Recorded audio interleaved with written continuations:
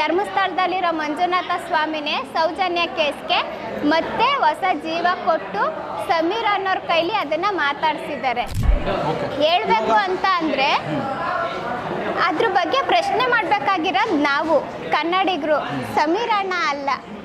ನಾನು Sameer ಅಣ್ಣಂಗೆ hats off ಹೇಳಕ್ಕೆ ಇಷ್ಟಪಡ್ತೀನಿ. ನಾನು ಹೆಸರಿಟ್ಟೆ ಹೇಳ್ತೀನಿ, ಕೀರ್ತಿ ಅವ್ರು ಹೇಳ್ತಾರೆ. ಸೊ ಅವರು ನಮ್ಮ ಕನ್ನಡದವರಾಗಿ ಅವರೊಂದು ಯೂಟ್ಯೂಬ್ ಚಾನಲ್ ಕೂಡ ನಡೆಸ್ತಾ ಇದ್ದಾರೆ.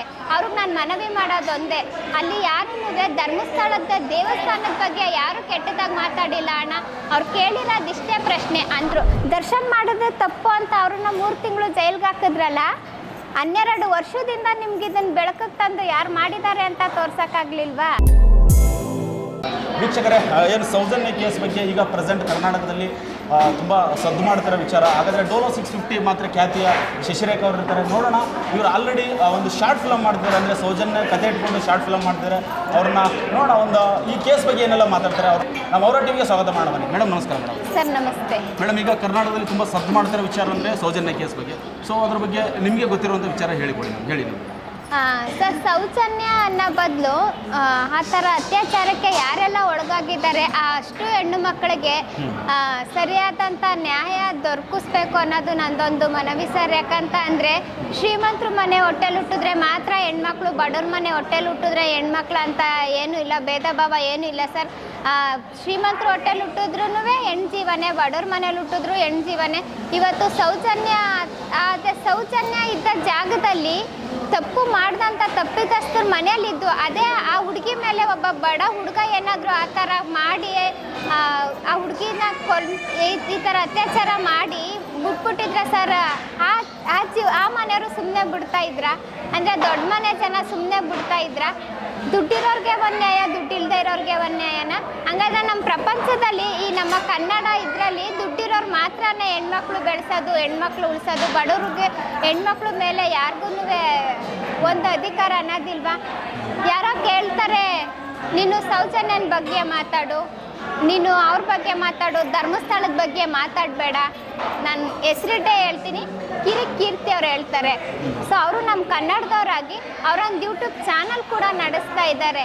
ಅವ್ರಿಗೆ ನಾನು ಮನವಿ ಮಾಡೋದೊಂದೇ, ಅಲ್ಲಿ ಯಾರೂ ಧರ್ಮಸ್ಥಳದ ದೇವಸ್ಥಾನದ ಬಗ್ಗೆ ಯಾರು ಕೆಟ್ಟದಾಗಿ ಮಾತಾಡಿಲ್ಲ ಅಣ್ಣ.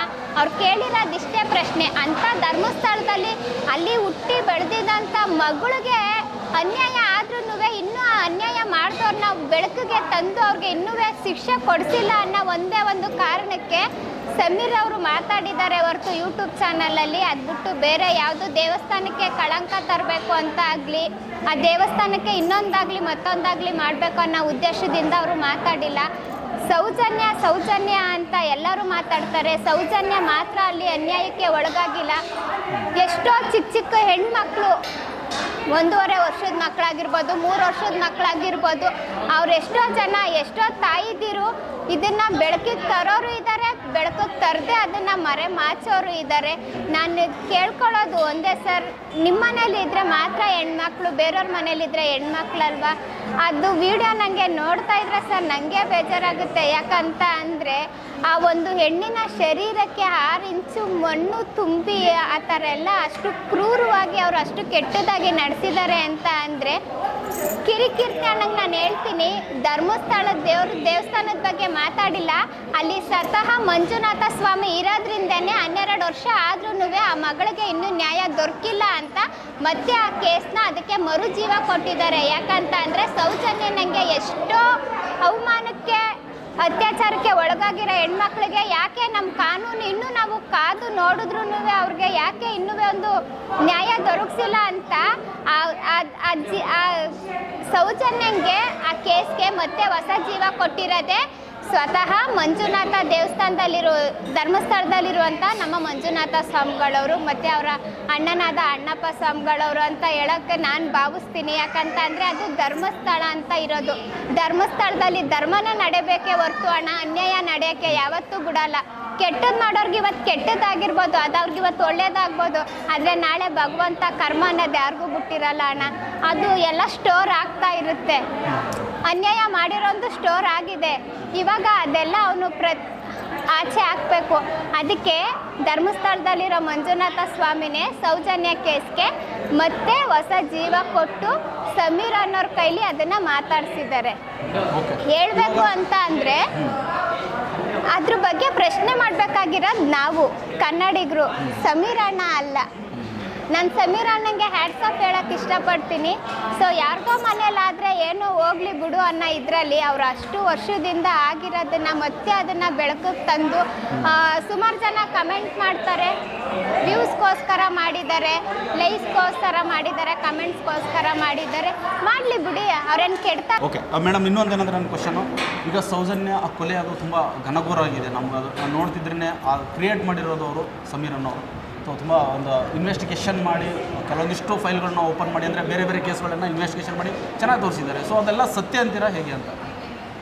ಸತ್ಯನೇ ಇರ್ಬೋದು ಅಲ್ಲ, ಸತ್ಯನೇ ಅಂದ್ಕೊಳ್ಳೋಣ ಅಣ್ಣ. ಯಾಕಂತ ಅಂದರೆ ಒಂದು ಹೆಣ್ಣನ್ನು ಅಷ್ಟು ಕ್ರೂರವಾಗಿ, ಅಷ್ಟು ಘನಘೋರವಾಗಿ ಕೊಲೆ ಮಾಡಿದ್ದಾರೆ ಅಂತ ಯಾರು ಅದನ್ನು ಹುಟ್ಟಿಸ್ಕೊಂಡು ಹೇಳಲ್ಲ ಅಲ್ವಾ?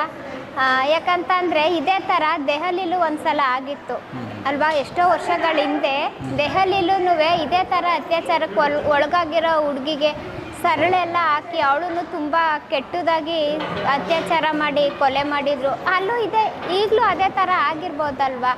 ಯಾಕಂದರೆ ಪಾಪ ಅಲ್ಲಿ ಏನು ನಡೆದಿದೆ, ಏನಾಗಿದೆ, ಏನಾಗಿಲ್ಲ ಅಂತ ಸತ್ತು ಸ್ವರ್ಗದಲ್ಲಿರೋ ಸೌಜನ್ಯಂಗೆ ಗೊತ್ತಿರ್ಬೋದು. ಅವಳು ಸ್ವರ್ಗದಲ್ಲಂತೂ ಇಲ್ಲವೇ ಇಲ್ಲ. ಯಾಕಂತ ಅಂದರೆ ನಾನು ಸತ್ತು 12 ವರ್ಷ ಆದರೂ ನಮ್ಮ ಕಾನೂನು ಇನ್ನೂ ಏನು ಮಾಡ್ತಾಯಿದ್ದೆ, ನನಗೆ ನ್ಯಾಯ ದೊರಕಿಸಿಲ್ಲ ಅಂತ ಪಾಪ ಅವಳು ಇನ್ನೂ ಕೊರಗ್ತಾ ಇದ್ದಾಳೇನೋ. ಅವಳಿಗೆ ನಿಜ ಜೀವನಕ್ಕಿಂತ ಸತ್ತು ಕೊರಗ್ತಾ ಇದ್ದಾಳೆ ಅಂತಲೇ ನಾನು ಭಾವಿಸ್ತೀನಿ. ಯಾಕಂತ ಅಂದರೆ ಒಂದು ಹೆಣ್ಣು ಜೀವ, ನನ್ನ ಎತ್ತಿದ್ದು ಒಂದು ಎಣ್ಣೆ, ನಿನ್ನೆ ಎತ್ತಿದ್ದು ಒಂದು ಎಣ್ಣೆ, ಅಷ್ಟು ಕ್ರೂರವಾಗಿ ನಿನ್ನ ಅವಳಿಗೆ ಕೊಲೆ ಮಾಡುವಾಗ ಆ ಒಂದು ಜಾಗಕ್ಕೆ 6 ಇಂಚಸ್ಸು ಮಣ್ಣೆಲ್ಲ ತುಂಬಿ ಅವ್ರಿಗೆ ಅಷ್ಟು ಕಷ್ಟ ಕೊಟ್ಟು ಸಾಯಿಸಿದ್ದಾರೆ ಅಂತ ಅಂದರೆ ನನಗೆ ಒಂದು ಸಲ ನನ್ನ ಮೈಂಡಲ್ಲಿ ನಮ್ಮ ಕಾಲ್ಗೆ ಮುಳ್ಳು ಚುಚ್ಚಿದ್ರೇ ನಾವು ಅಷ್ಟು ಅಮ್ಮ ಅಂತ ಅನ್ನುವಾಗ ಪಾಪ ಆ ಜೀವ ಬಿಡುವಾಗ ಇನ್ನೆಷ್ಟು ಕೂಗಿರಬೇಡ, ಇನ್ನೆಷ್ಟು ಇದು ಮಾಡಿರ್ಬೇಡ. ಆ ಒಂದು ಕ್ಷಣ ಆ ಅಕ್ಕ ತಂಗಿ ಆಗಲಿ, ಅವ್ರ ತಾಯಿ ಆಗಲಿ, ಆ ವ್ಯಕ್ತಿ ಕಣ್ಮುಂದೆ ಬರಲಿಲ್ವಾ ಅಂತ ನಾನು ಕೇಳೋಕ್ಕೆ ಇಷ್ಟಪಡ್ತೀನಿ. ಮತ್ತು ಇನ್ನೊಂದು, ಯಾರೂ ಬಡವರು ನನ್ನ ಮಕ್ಕಳಿಗೆ ಆಸ್ತಿ ಮಾಡಬೇಕು ಅಂತ ಬೆಳೆಸಲ್ಲ. ನನ್ನನ್ನು ಸೇರಿ ಹೇಳೋದು, ಯಾವ ಒಬ್ಬ ಬಡ ತಂದೆ ತಾಯಿ ಮಕ್ಕಳನ್ನೇ ಆಸ್ತಿ ಅನ್ನೋ ಥರ ಅವ್ರು ನಮಗೆ ಏನೇ ಕಷ್ಟ ಇದ್ರೂ ಅದನ್ನು ನಮ್ಮ ಮಕ್ಕಳ ಮುಂದೆ ತೋರಿಸ್ಕೊಳ್ದೆ ನಾವು ಅವ್ರನ್ನ ಒಂದು ಪ್ರೀತಿಯಿಂದ ಬೆಳೆಸಿರ್ತೀವಿ ಅಂತ ಇದ್ದಾಗ ಕೈ ಎತ್ತರಕ್ಕೆ ಎದೆ ಎತ್ತರಕ್ಕೆ ಬೆಳೆದ ಮಗಳಿಗೆ ಆ ಥರ ಆಗಿ ಕೊಲೆ ಮಾಡಿದ್ದಾರೆ, ಒಂದು ಅತ್ಯಾಚಾರಕ್ಕೆ ಒಳಗಾಗಿ ಅಂತ ಅಂದಾಗ ಯಾವ ತಾಯಿ ಅಲ್ಲ, ನಾವು ಒಂದು ಹೆಣ್ಣಾಗಿ ನಮಗೆ ಸಹಿಸೋಕ್ಕಾಗಲ್ಲ ಅಂತ ಅಂದಾಗ ಇನ್ನು 9 ತಿಂಗಳು ಅವ್ರ ಒಡಲಲ್ಲಿ ಇಟ್ಟು ಬೆಂಕಿ ಬಿಸಿಲು ಅಂತ ಎಲ್ಲ ಅವ್ರ ಕಷ್ಟ ಎಲ್ಲ ನುಂಗಿ ಬೆಳೆಸಿ ಎದೆ ಹತ್ರಕ್ಕೆ ಬಂದು ಮಗಳಿಗೆ ಇನ್ನೇನು ಅವಳ ಜೀವನ ಸಟ್ಲು ಮಾಡ್ದೋ ಅನ್ನೋಷ್ಟರಲ್ಲಿ ಭಗವಂತ ಕೈ ಕೊಟ್ಟಿದ್ದನ್ನ ಬಾಯಿಗೆ ಕೊಡದೆ ಕಿತ್ಕೊಬಿಟ್ಟ ಅನ್ನೋ ಥರ ಮಾಡಿದ್ರು. ಅದೊಂದು ಬೇಜಾರಾಗುತ್ತೆ ಅಣ್ಣ. ಮತ್ತು ನಮಗೆ ಬೇಜಾರಾಗುತ್ತೆ. ಬೇಜಾರು ಅನ್ನೋದಕ್ಕಿಂತ ಭಯ ಅನಿಸುತ್ತೆ. ನಮ್ಮ ಹೆಣ್ಮಕ್ಳಿಗೆ ಸ್ವಾತಂತ್ರ್ಯ ಸಿಕ್ಕಿದೆ ಅಂತ ಅಂತಾರೆ. ಸ್ವಾತಂತ್ರ್ಯ ಎಲ್ಲಿ ಸಿಕ್ಕಿದೆ, ಯಾವುದ್ರಲ್ಲಿ ಸಿಕ್ಕಿದೆ? ನಾನು ಅದನ್ನು ಕೇಳೋಕ್ಕೆ ಇಷ್ಟಪಡ್ತೀನಿ. ಯಾರೋ ನಮ್ಮ ಇದರಲ್ಲಿ ಸೌಜನ್ಯನ ಬಗ್ಗೆ ಮಾತಾಡಿದ್ರು ಕೆಟ್ಟ ಕಮೆಂಟ್ ಹಾಕ್ತಾರೆ, ಮಾತಾಡಿಲ್ಲ ಅಂದ್ರೂ ಕೆಟ್ಟ ಕಮೆಂಟ್ ಹಾಕ್ತಾರೆ. ನಾನಿವತ್ತು ಮೈ ತುಂಬ ಬಟ್ಟೆ ಹಾಕೊಂಡು ನಾನಿಲ್ಲಿ ವೀಡಿಯೋ ಮಾಡಿ ಮಾತಾಡ್ತಾ ಇದ್ದೀನಿ ಅಂದರೆ ಅಲ್ಲಿ ನನಗೂ ಕೆಟ್ಟದ್ದು ಮಾತಾಡ್ತಾರೆ. ಅದೇ ನನ್ನ ಗಂಡನ ಡೈವರ್ಸ್ ಕೊಟ್ಬಿಟ್ಟು ಮಾಲ್ಡೇವ್ಸಲ್ಲಿ ಹೋಗ್ಬಿಟ್ಟು ಅರೆಬರೆ ಬಟ್ಟೆ ಹಾಕ್ಕೊಂಡು ನಾನು ವೀಡಿಯೋ ಮಾಡಲಿ, ನನಗೆ ಮಿಲಿಯನ್ ಗಟ್ಟಲೆ ಲೈಕ್ಸು, ಮಿಲಿಯನ್ ಗಟ್ಟಲೆ ವ್ಯೂಸು, ಮಿಲಿಯನ್ ಗಟ್ಟಲೆ ಶೇರ್ ಬರುತ್ತೆ. ಅದನ್ನು ಟ್ರೆಂಡಾಗಿ ನೋಡ್ತಾರೆ. ಯಾಕೆ? ಇದೆಲ್ಲ ನಾವು ಮಾಡಬೇಕಾಗಿರೋದೇನು ಗೊತ್ತಾ? ನಾವು ರೀಲ್ಸ್ ಮಾಡಬೇಕು, ಮಾಡೋಣ. ಒಬ್ರಿಗೆ ನಾವು ಖುಷಿ ಕೊಡೋಣ. ಯಾವ ರೀತಿ ಕೊಡೋಣ? ನಮ್ಮ ಸೌಜನ್ಯಂಗೆ ಅನ್ಯಾಯ ಆಗಿದೆ, ಸೌಜನ್ಯಂಗೆ ಇದಾಗಿದೆ, ಅದಾಗಿದೆ. ಸೌಜನ್ಯನೊಬ್ಳಿಗೂ ಅಲ್ಲ, ಎಲ್ಲ ಹೆಣ್ಮಕ್ಳಿಗೂ ಆಗಿದೆ. ಅಷ್ಟು ಜನಕ್ಕೆ ನಮ್ಮ ಕಾನೂನು ಏನು ಮಾಡ್ತಾ ಇದೆ? ಸೌಜನ್ಯ ಕೇಸ್ಗೆ ಒಂದು ಬೆಲೆ ಸಿಗುತ್ತಾ ನಿಮ್ಮ ಪ್ರಕಾರ? ಅಂದರೆ ಈಗ ನಡೀತಿರೋ ವಾತಾವರಣ ನಮ್ಮ ಕರ್ನಾಟಕದಲ್ಲಿ ಸೌಜನ್ಯದ ಬಗ್ಗೆ ಮಾತಾಡ್ತಿರೋದು ಜನಗಳು, ಸೌಜನ್ಯಗೆ ಏನೋ ನ್ಯಾಯ ದೊರಕಲೇಬೇಕು ಅಂತ ಮಾತಾಡ್ತಿದ್ದಾರೆ. ಸೊ ಇದಕ್ಕೇನು ಸಿಗುತ್ತಾ ಅಂತೀರಾ ನಿಮ್ಮ ಪ್ರಕಾರ? ಸಿಗುತ್ತೆ ಅಣ್ಣ. ಸಾರಿ, ನಾನು ಫ್ರಾಂಕ್ ಆಗಿ ಮಾತಾಡ್ತೀನಿ. ನಾನು ಯಾರಿಗೆ ಮಾತಾಡಬೇಕಂದ್ರೆ ಆ್ಯಕ್ಚುಲಿ ನೀವು ಮೀಡಿಯಾದವರೇನೆ, ನಿಮಗೆ ಬೇಜಾರಾಗ್ಬೋದು. ಬಟ್ ಬೇಜಾರು ಮಾಡ್ಕೊಂಡ್ರು ನಾನು ತಲೆ ಕೆಡಿಸ್ಕೊಳ್ಳಲ್ಲ. ದರ್ಶನ್ ಮಾಡಿದ್ದು ತಪ್ಪು ಅನ್ನೋದಾದರೆ ಸೌಜನ್ಯನ ಕೊಲೆ ಮಾಡಿದ್ದು ತಪ್ಪೇ ತಾನೆ. ದರ್ಶನ್ ಸರ್ ಅದು ಸೆಕೆಂಡ್ರಿ. ಯಾರು ಲೈಫಲ್ಲಿ ಯಾರು ಸಾಚಾಗಳಲ್ಲ, ಆಯಿತಾ? ದೇವ್ರುಗಳು ಆಡಿ ಬಿಟ್ಟಿರೋ ಆಟಗಳನ್ನೇ ಮನುಷ್ಯರುಗಳು ಆಡ್ತಾ ಇರೋದು. ಆ ಒಂದು ಹೆಣ್ಣಿಗೆ ಅವ್ನ ಮರ್ಮಂಗ ಫೋಟೋ ತೋರಿಸ್ತಾ ಅವ್ನಿಗೇನೋ ಪಾಠ ಕಲಿಸ್ಬೇಕು ಅಂತ ಮಾಡಿದ್ರು. ದರ್ಶನ್ ಕುಂತ್ರೆ ತಪ್ಪು, ನಿಂತ್ರೆ ತಪ್ಪು.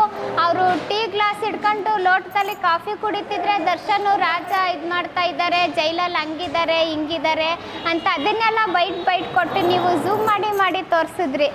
ಒಂದು ಹೆಣ್ಣಿಗೆ ಇಷ್ಟು ವರ್ಷ ಆಗಿದ್ರೂ ಅವಳಿಗೆ ಒಂದು ನ್ಯಾಯ ಅನ್ನೋದು ದೊರಕಿಸಿಲ್ಲ ಅಂತ ಅಂದಮೇಲೆ ದರ್ಶನ್ ಮಾಡಿದ ತಪ್ಪೇ ಅಲ್ಲ. ನಾನೊಂದು ಹೆಣ್ಣಾಗಿ ಹೇಳ್ತಾ ಇದ್ದೀನಿ, ನಾನು ಅವರ ಅಪ್ಪಟ ಅಭಿಮಾನಿ ಆದದನ್ನು ನಾನು ಪಕ್ಕಕ್ಕಿಟ್ಟು ನಾನು ಮಾತಾಡ್ತೀನಿ.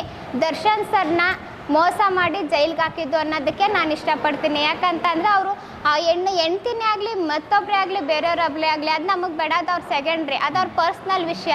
ಒಂದು ಹೆಣ್ಣಿಗೆ ಅನ್ಯಾಯ ಆಗ್ತಾ ಇದೆ ಅನ್ನೋದಕ್ಕೆ ಅವರು ಪಾಠ ಕಲಿಸಿದ್ರು ಅಂತ ಅನ್ನೋದಕ್ಕೆ ಇಷ್ಟಪಡ್ತೀನಿ ಹೊರತು. ಯಾಕಂದರೆ ಅವರು ಸ್ಕ್ರೀನ್ ಮೇಲೆ ಹೀರೋ ಅಲ್ಲ, ನಮ್ಗಳಿಗೆ ಅವರು ರಿಯಲ್ ಲೈಫಲ್ಲೂ ಹೀರೋನೇ. ಯಾಕಂತ ಅಂದರೆ ತಪ್ಪು ಅಂತ ತೋರಿಸ್ತಾರೆ. ದಂಡ ಅವರು ವಿಧಿಸಿದ್ರು, ಅವನೇನು ತಪ್ಪು ಮಾಡ್ದ ಅದಕ್ಕೆ ಅವ್ರು ಸರಿಯಾಗಿ ಶಿಕ್ಷೆ ಕೊಟ್ಟರು ಅಂತಲೇ ನಾನು ಭಾವಿಸ್ತೀನಿ ಅಣ್ಣ.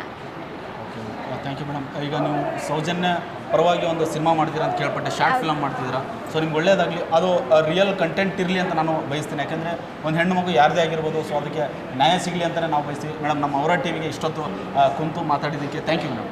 Thank you. ನಾನು ಕಾನೂನಿಗೆ ಹಂಬಲ್ ರಿಕ್ವೆಸ್ಟ್ ಕೇಳೋದಿಷ್ಟೇ, ಸೌಜನ್ಯ ಅನ್ನೋ ನಮ್ಮ ಕರ್ನಾಟಕದಲ್ಲಿ ಎಷ್ಟೋ ಹೆಣ್ಮಕ್ಳುಗಳಿಗೆ ಈ ಥರ ಅತ್ಯಾಚಾರ ಆಗ್ತಾ ಇದೆ. ಪುಟ್ಟ ಮಕ್ಳುಗಳಿಗೂ ಅತ್ಯಾಚಾರ ಆಗ್ತಾ ಇದೆ. ಸೊ ದಯವಿಟ್ಟು ಇದನ್ನೆಲ್ಲ ಗಮನಕ್ಕೆ ತಂದ್ಕೊಂಡು ಶೂಟ್ ಆರ್ಡ್ರ್ ಕೊಡಿ. ಆಗಲಿಲ್ವಾ ಜನಗಳ ಹತ್ರ ಬಿಡಿ, ನಿಮಗೆ ಮಾಡೋಕ್ಕಾಗದೇ ಇರೋದು ನಾವು ಮಾಡಿ ತೀರಿಸ್ಕೊತೀವಿ. ಇದೊಂದು ಹೇಳಕ್ಕೆ ನಾನು ಇಷ್ಟಪಡ್ತೀನಿ. ಹಂಗೆ ವುಮೆನ್ಸ್ ಡೇ ಇತ್ತು, ನಾನು ಯಾರಿಗೂ ವುಮೆನ್ಸ್ ಡೇದು ವಿಶ್ಯೂ ಮಾಡಲಿಲ್ಲ ಮತ್ತು ನನ್ನ ಸ್ಟೇಟಸ್ಗೂ ಹಾಕ್ಕೊಳ್ಳಿಲ್ಲ. ಯಾಕಂತ ಅಂದರೆ ನಮಗೆ ನ್ಯಾಯನೇ ಇಲ್ಲ, ರಕ್ಷಣೆನೇ ಇಲ್ಲ ಅಂದಮೇಲೆ ವುಮೆನ್ಸ್ ಡೇನ ಸೆಲೆಬ್ರೇಟ್ ಮಾಡಿ ಏನು ಪ್ರಯೋಜನ ಅನ್ನೋ ಒಂದು ನನ್ನ ಮನ್ಸಿಗೆ ಅನ್ನಿಸ್ತು. ಹಂಗಾಗಿ ನಾನು ಯಾರಿಗೂ ವಿಶ್ಯೂ ಮಾಡಲಿಲ್ಲ, ಏನೂ ಮಾಡಲಿಲ್ಲ. ನಮ್ಮ ಹೆಣ್ಮಕ್ಳಿಗೆ ಯಾವಾಗ ಸ್ವಾತಂತ್ರ್ಯ ಸಿಗುತ್ತೆ, ಯಾವಾಗ ಈ ಅತ್ಯಾಚಾರ ಅನ್ನೋ ಒಂದು ಬಲಿಯಾಗಿ ನಾವೆಲ್ಲ ಫ್ರೀಯಾಗಿ ಓಡಾಡ್ತೀವೋ ಆವಾಗಲೇ ನಮಗೆ ಸಿಗೋದು ಹೆಣ್ಣು ಮಕ್ಕಳ ದಿನಾಚರಣೆ. ಅವತ್ತೇ ನಾವು ಮಾಡೋಣ ಅಂತ ಅಂದ್ಕೊಂಡಿದ್ದೀನಿ. Thank you madam.